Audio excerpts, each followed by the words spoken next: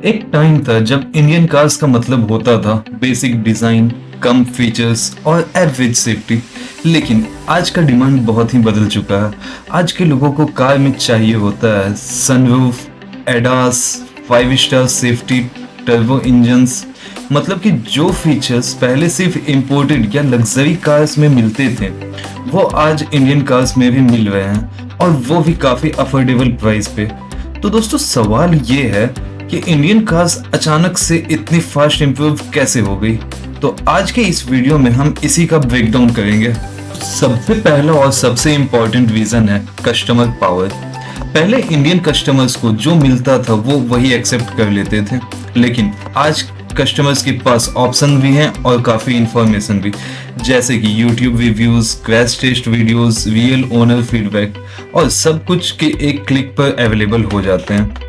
तो अगर car unsafe हुई या ओवर प्राइस लगी तो कस्टमर बिना सोचे ब्रांड स्विच कर लेता है। इसलिए कंपनीज को अब कॉम्प्रोमाइज करने का भी ऑप्शन नहीं मिलता है। और दूसरा सबसे बड़ा रीजन है ब्रूटल कंपटीशन।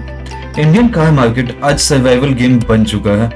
एक ब्रांड सनरूफ देता है तो दूसरा पैनोरामिक सनरूफ ले आता है। वहीं एक ब्रांड अगर टर्बो इंजन देता है तो दूसरा ज्यादा पावर के साथ लॉन्च कर देता है। मतलब कि हर सेगमेंट में फीचर वार चल रही है, और इस वार का सबसे बड़ा फायदा मिलता है किस कस्टमर को। दूसरा रीजन है ग्लोबल टेक्नोलॉजी एंड प्लेटफॉर्म्स। आज इंडियन कार सिर्फ इंडिया के लिए डिजाइन नहीं होती, सेम प्लेटफॉर्म यूज होता है मल्टीपल कंट्रीज में, जहां सेफ्टी और क्वालिटी स्टैंडर्ड्स काफी स्ट्रिक्ट होते हैं। इसका ये मतलब है कि better build quality, better ride comfort, better engines and better testing भी मिलते हैं। इसलिए इंडियन कार्स अब सिर्फ बजट ऑप्शन नहीं बल्कि ग्लोबल लेवल प्रोडक्ट्स बन चुकी है। तो अगले रीजन की बात करें दोस्तों, तो वो है सेफ्टी रूल्स, जो कि गेम चेंजर साबित हुआ है आज के टाइम पे। गवर्नमेंट के सेफ्टी रूल्स ने इंडस्ट्री को फोर्स कर दिया है इवॉल्व होने के लिए। अब airbags, ABS, seat belt reminders optional नहीं रहे, और ग्लोबल एनकैप के क्रैश टेस्ट ने ब्रांड को डायरेक्टली एक्सपोज कर दिया है। आज अगर कोई कार अनसेफ हुई तो वो सिर्फ फेल नहीं होती, वो पब्लिक के सामने भी फेल हो जाती है।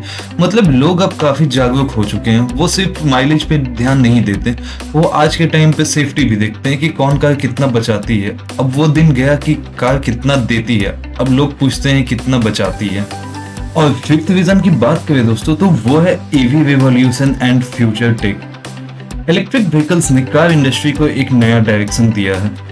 ईवी सिर्फ बैटरी के बारे में नहीं होती, ईवी का मतलब होता है सॉफ्टवेयर, स्क्रीन्स और कनेक्टेड फीचर्स। ये टेक्नोलॉजी अब पेट्रोल और डीजल कार्स में भी आ चुका है, इसलिए ओवरऑल इम्प्रूवमेंट की स्पीड बहुत ज्यादा बढ़ गई है। जैसे कि पहले कार सिर्फ आइस इंजन में आया करते थे, यानी कि पेट्रोल में और डीजल में, बट अब काफी कंपनीज उसको चेंज करके वहां पे आपको हाइब्रिड टेक्नोलॉजी भी दे रहे हैं। जैसे कि मारुति सुजुकी ग्रैंड विटारा में आपको स्ट्रॉन्ग हाइब्रिड मिलती है, जिसमें कि आप 40 के स्पीड तक अगर ड्राइव करोगे तो आपकी कार बैटरी पे चलेगी, एंड उससे ऊपर आप जैसे ही जाओगे तो वो पेट्रोल पे चलेगी और बैटरी आपकी रिचार्ज होने लगेगी।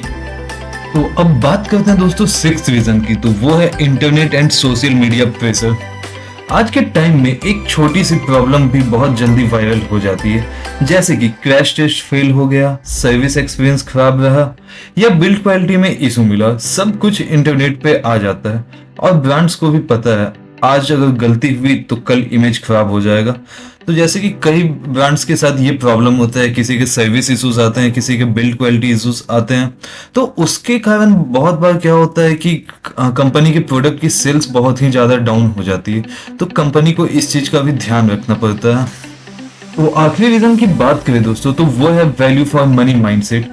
इंडियन मैन्युफैक्चरर्स अब सिर्फ सस्ती कार्स बेचना नहीं चाहते हैं, क्योंकि आज अब उनका फोकस हो गया है वैल्यू फॉर मनी प्रोडक्ट देना।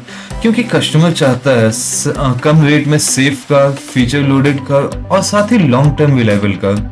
और जो ब्रांड ये वैल्यू दे पाता है वही मार्केट में टिक पाता है। और आज के टाइम पे दोस्तों कार बहुत ही जल्दी अपग्रेड हो रहे हैं।